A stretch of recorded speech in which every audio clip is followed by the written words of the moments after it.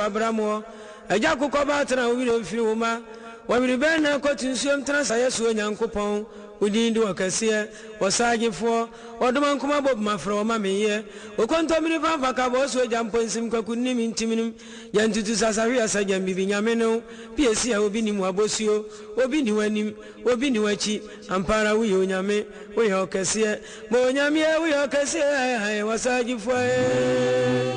abob mafre nyame wakatachie uyo sajifo bonyamie uyo kasie wasajifwe onibie nyamie wakatachie uyo sajifo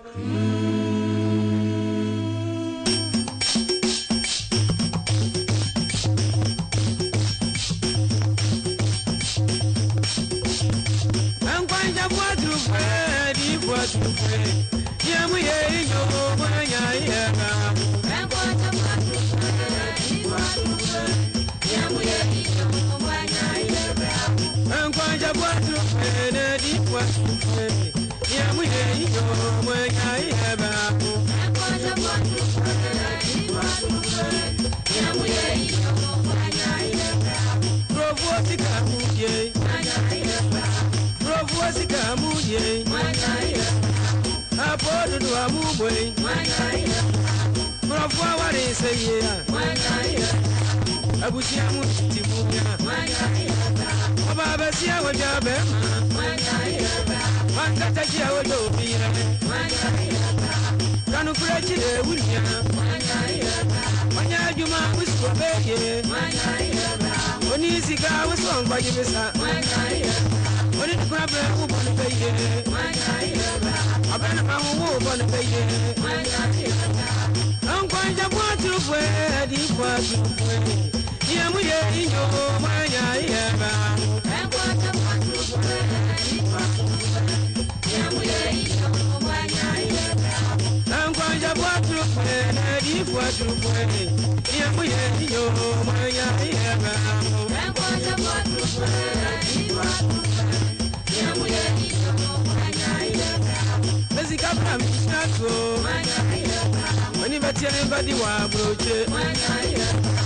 Kanu kurechile unia Wababa siya wajo bikule Wangata jiwa wajo bire Angwa chabwa trufe Nedi kwa trufe Niyamu ye inyo mwanya yagamu Angwa chabwa trufe Nedi kwa trufe Niyamu ye inyo mwanya yagamu ankwanja kwatrufe nedi kwatrufe yamu ye inyo mwanya yagamu ankwanja kwatrufe nedi kwatrufe yamu ye inyo mwanya yagamu afinya biya ebegide osmu ye afinya biya ebego akidi bwe afinya biya ebegide afinya biya ebego osmu ye afinya biya ebegide Asuye enfiri nyami ebeko agidipwe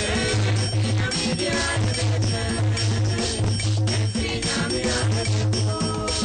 Sobi enfiri nyami dia ebegire Asuye enfiri nyami dia ebekine Awrani akasabe bi Abraham siano Abonti mina nyama mona Bebi ana basa beshima Udine munti na woda dade Frinya media ebagine Masuye frinya media ebeko agidipwe